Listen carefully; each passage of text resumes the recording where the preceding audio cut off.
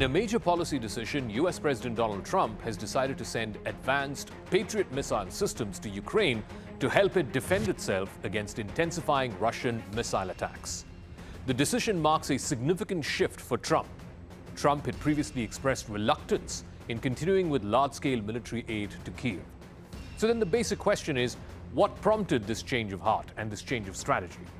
Sources close to the Trump administration say that they're mounting pressure on NATO, rising Russian aggression both in mainstream cities like Kyiv as well as in western Ukraine, and assurances that European allies will bear the financial burden have helped sway Trump's stand.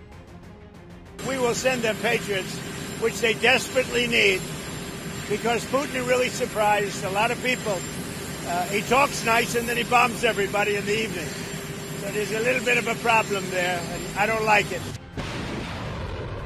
The Patriot, which is a shot for phased array tracking radar to intercept on target, it's one of the most sophisticated air and missile defense systems in the world. It was first introduced in the early 1980s. The Patriots gained global recognition during the Gulf War in 1991 when they were deployed to intercept Iraqi Scud missiles. Since then, the Patriot missile systems have evolved not just in target but also in targeting ballistic missiles and cruise missiles as well as advanced aircraft. The missile system's radar can detect incoming threats from up to over 100 kilometers away, and that gives the defenders time to launch these interceptors.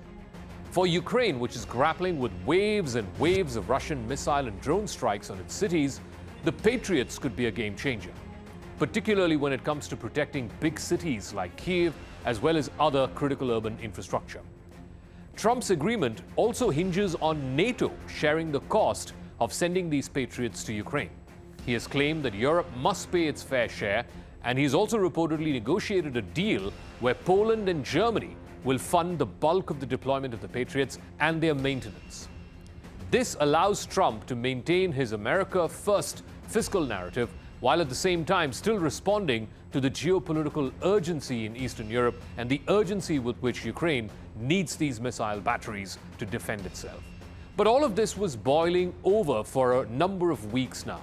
Trump unleashed weeks of frustration with President Vladimir Putin of Russia over what he described as meaningless gestures towards peace. This came just days after Trump said that the United States would resume sending ammunition, but at that time he said it was defensive ammunition to Ukraine to try and help it fend off Russia's invasion. Trump's remarks were the harshest that he's made towards Putin since he was first elected as president in 2016. This also comes as an abrupt change in public posture towards Russia after months of failing to forge peace. This was a conflict that Trump, when he was on the campaign trail, had boasted he could end in a single day.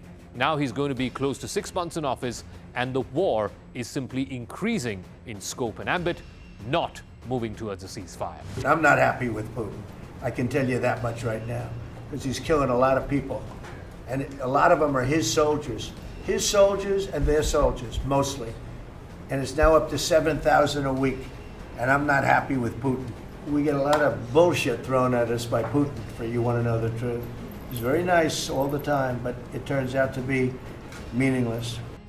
The US president's disillusionment with his Russian counterpart, along with more positive recent interactions that he's had with President Volodymyr Zelensky of Ukraine, have appeared to be driving his decision to resume sending some air defense interceptors as well as precision-guided missiles to Ukraine. It's unclear, though, how quickly the initial tranche of these weapons, which was held up in Poland, will be arriving in Ukraine. But the decision to release these ammunition were cheered in Ukraine, which has suffered major Russian air attacks over the last few weeks. The decision came shortly after a phone call between Trump and Putin a few days ago. Trump has been growing increasingly frustrated with Putin in recent weeks. Advisors have been saying that he believes that Putin is stringing him along. At the end of May, Trump had indicated to reporters he might impose new sanctions on Russia, only to turn away from that. Meanwhile, there are now reports of a new bill being shepherded by Republican lawmaker Lindsey Graham, in which countries that trade with Russia and import Russian oil will be penalized. The Trump administration is hoping that further economic sanctions on Russia will tighten the grip and perhaps get Putin to back off. Germany, France, Britain, and Italy have all publicly told Trump that there have to be new American sanctions. And that's the only way it can force President Putin of Russia to enter into serious negotiations about ending the war. Without these sanctions, Putin has been escalating, he's been prolonging Russia's attacks in an attempt to break Ukraine's defenses. Trump has also said he's very strongly considering supporting this bipartisan Senate bill, which is being moved by Lindsey Graham as well as other Republican senators. According to this bill, there would be severe sanctions, not just on Russia, but also countries like India and China, which purchase Russian oil. They're hoping that collective global pressure of countries of influence will actually get Russia and Putin to back off. Trump has long praised Putin as a tough-as-nails leader. He's been scornful of Zelensky. In fact, earlier this year, he publicly scolded the Ukrainian president in a remarkable encounter that happened inside the White House. In fact, as Trump's disillusionment with Russia's leader is building, Pentagon officials were also growing increasingly concerned about the potential depletion of America's stockpile of weapons.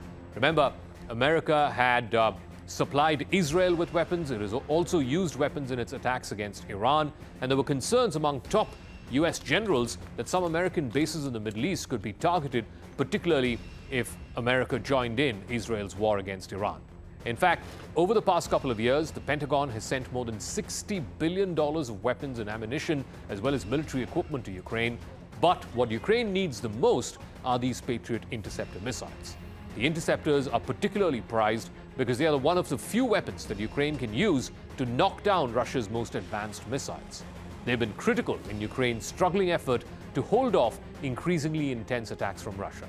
And now Trump has said he is going to give Ukraine exactly that, the Patriot interceptors. He's also promising to make NATO pay for these weapons, and if that actually came to pass, as is expected this week, then Trump would have turned a corner in his Russia policy, and also in his purported bromance with Vladimir Putin.